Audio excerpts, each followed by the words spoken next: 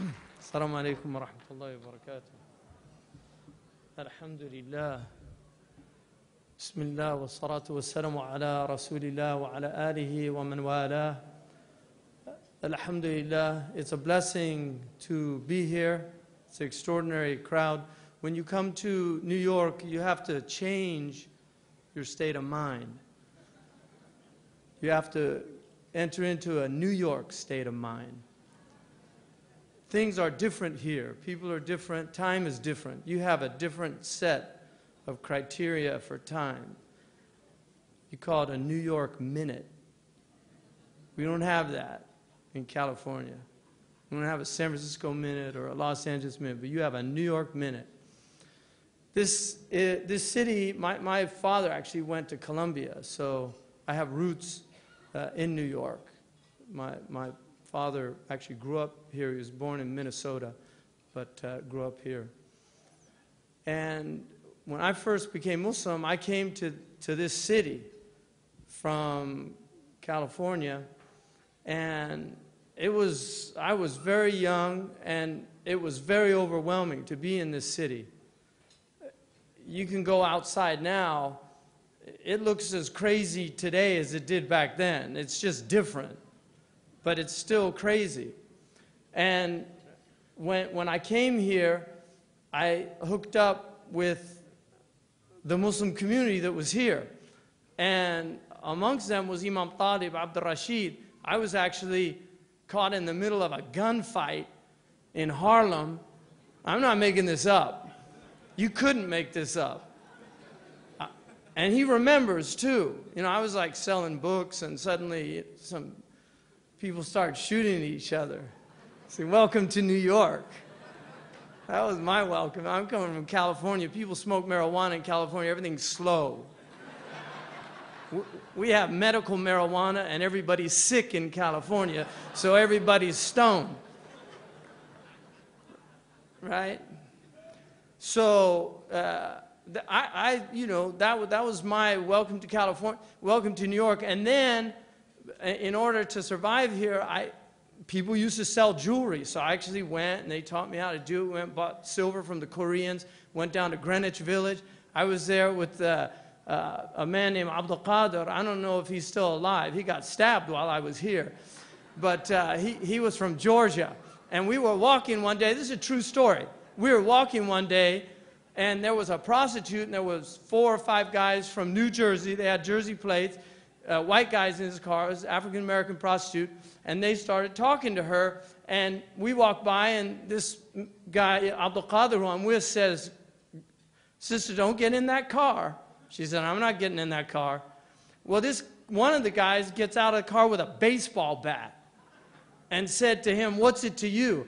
And I swear to God, he was probably 6'3" or something. He looked like an ex-football player. He walked up to this guy. He'd been in prison. He walked up to this guy and right up to his face, and he said, "I'm a Muslim. We don't hit first, so you go ahead and take your best shot." And this guy just got in the car and with their tail between their legs drove back to New Jersey.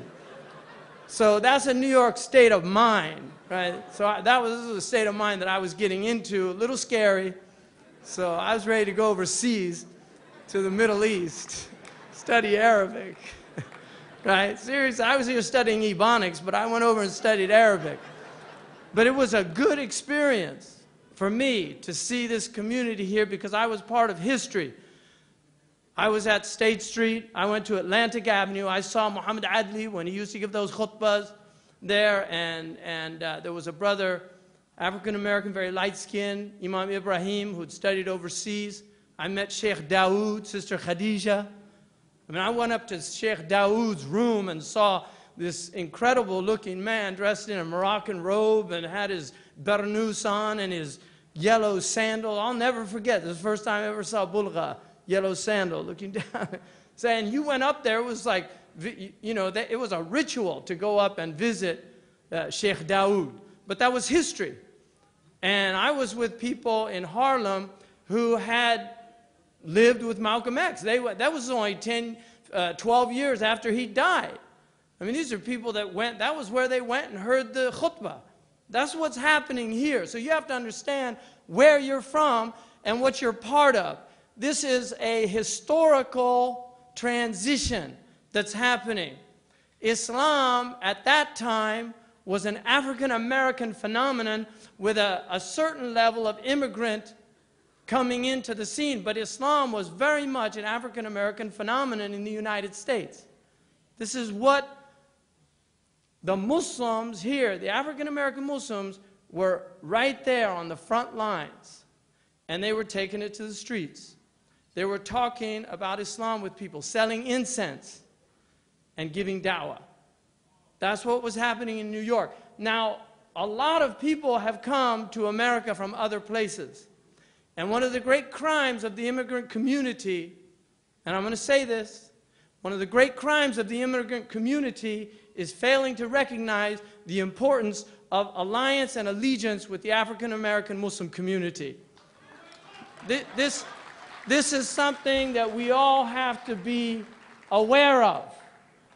You see, because you can't say to an African-American, go back from where you came from. All right? Right here from the start. In fact, long before many of the white people walking around, because they came later. We're talking about 500 years. This is when it begins. So it's very important for people to recognize that an allegiance with the African-American Muslim community is only going to strengthen the Muslim community in the United States of America. There's no other way to strengthen this community. The African-American community is also the canary in the coal mine of America. If you want to see where America is going, you look at the African-American community. They're going to tell you where this country is going.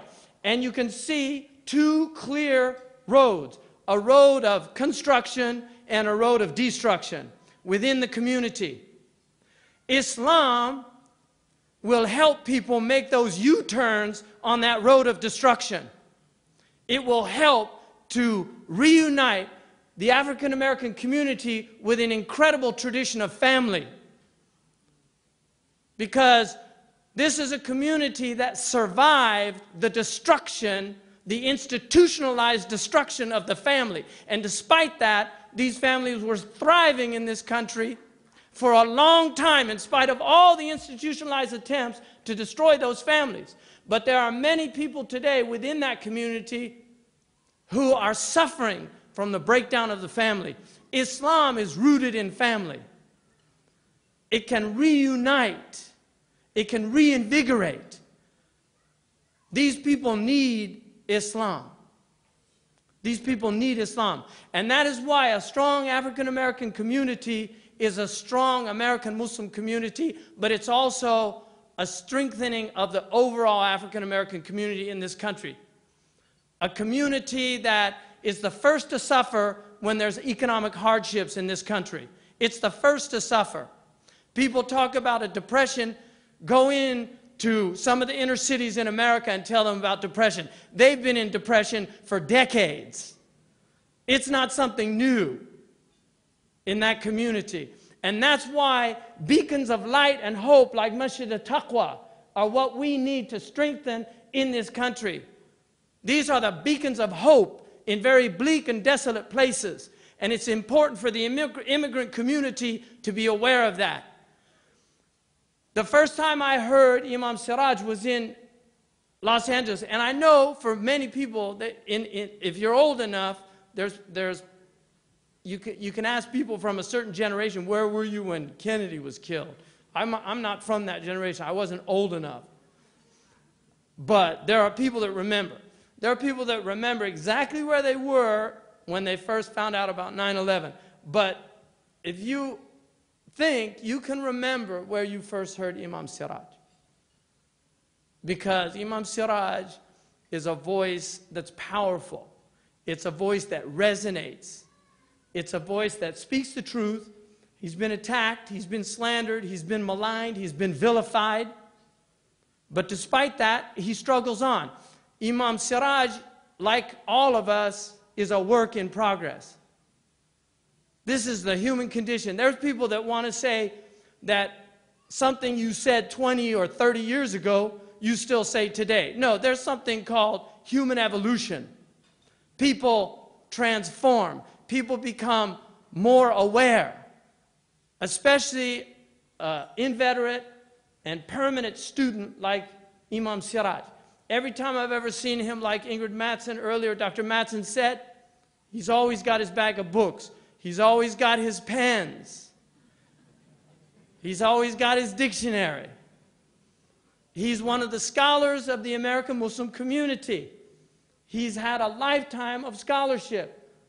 And his community, to me, is one of the most important communities in the United States of America, and helping it is one of the most important things we can do as a community. And our community has to recognize this, and this has to transcend this ballroom. It has to transcend this ballroom. It is a disgrace for the overall American Muslim community that the imam of a masjid that has raised more money for the American Muslim community than any other imam in the United States of America. I can guarantee you that. If you had a flow chart, you would see how much this man has raised, going all over the country to the neglect of his own community to raise money for other communities, and it's time that all of our communities paid back. It's time we all paid back. This is the way it goes. This is the way it works.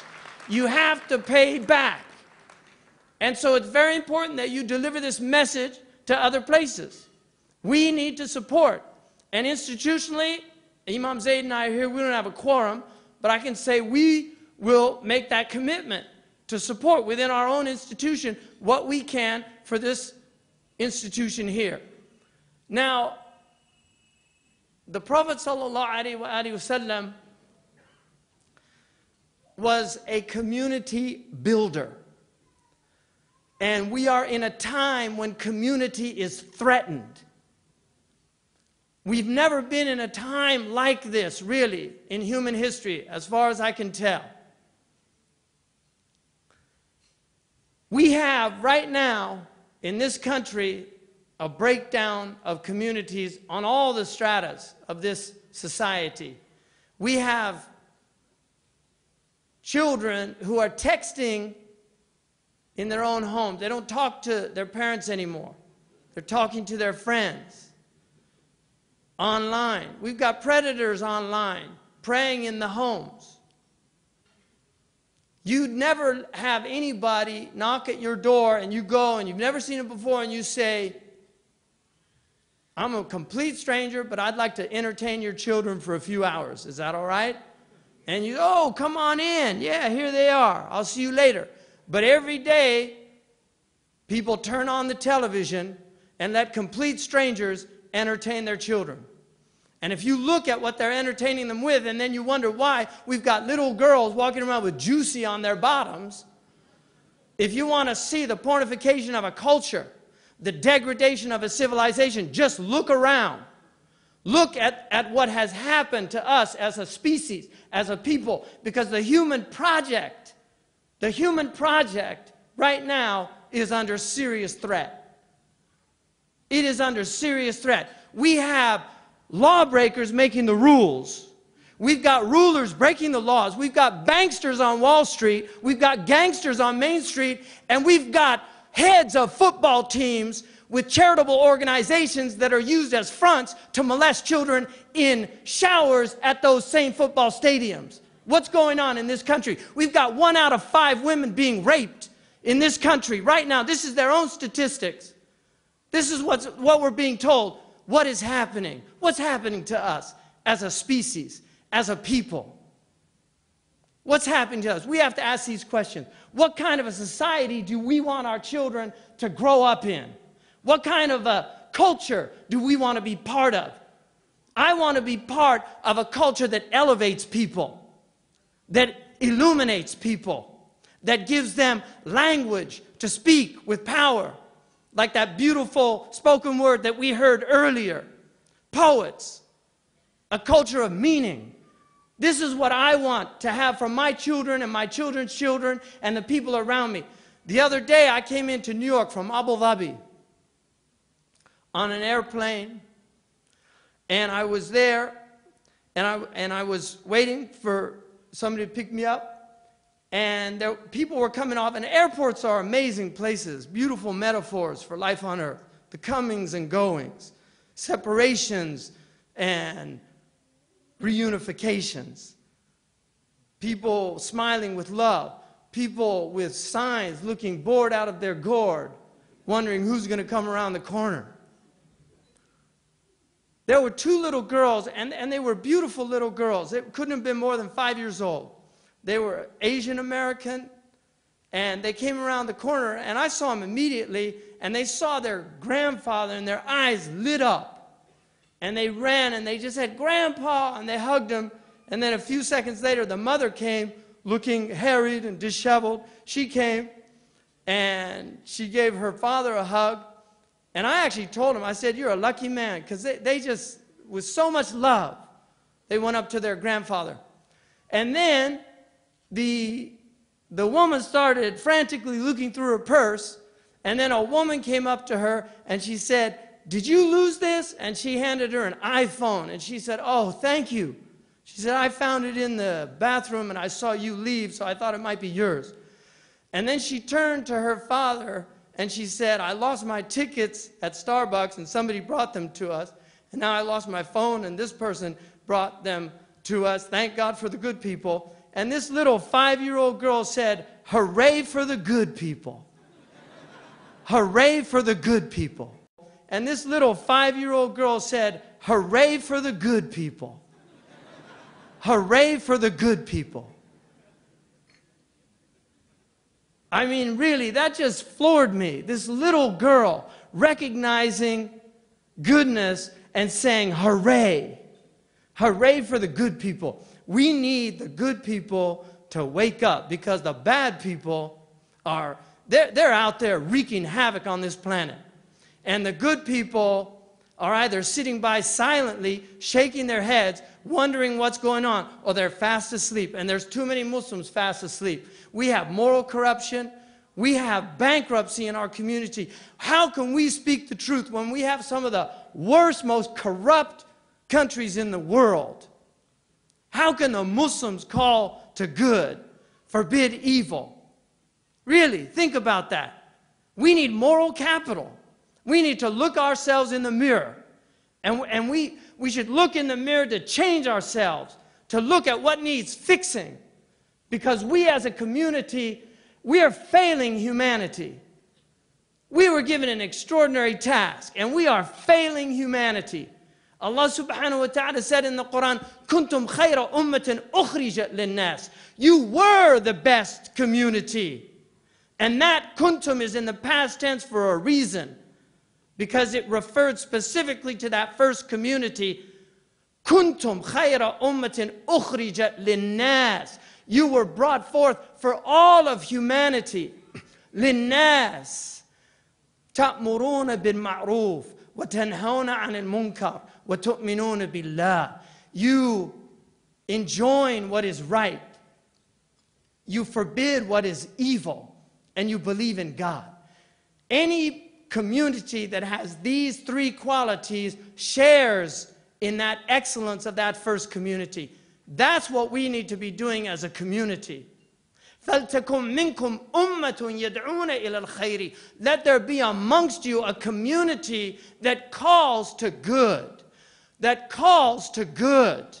يَأْمُرُونَ بِالْمَعْرُوفِ وَيَنْهَوْنَ عَنِ الْمُنْكَرِ وَأُولَٰئِكَ هُمُ الْمُفْلِحُونَ. They enjoin what is right and they forbid what is evil. And these are the successful ones. وَلَا تَكُونُوا كَالَّذِينَ تَفَرَّقُوا وَاخْتَلَفُوا مِنْ بَعْدِ مَا جَاءَهُمُ الْبَيِّنَاتِ.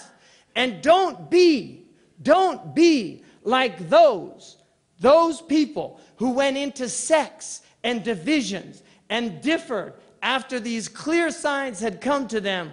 وَأُولَٰئِكَ لَهُمْ عَذَابٌ عَظِيمٌ. These will have a painful chastisement. The only way this community can be united without the divisions is by recognizing the nature of humanity, which is to differ about things.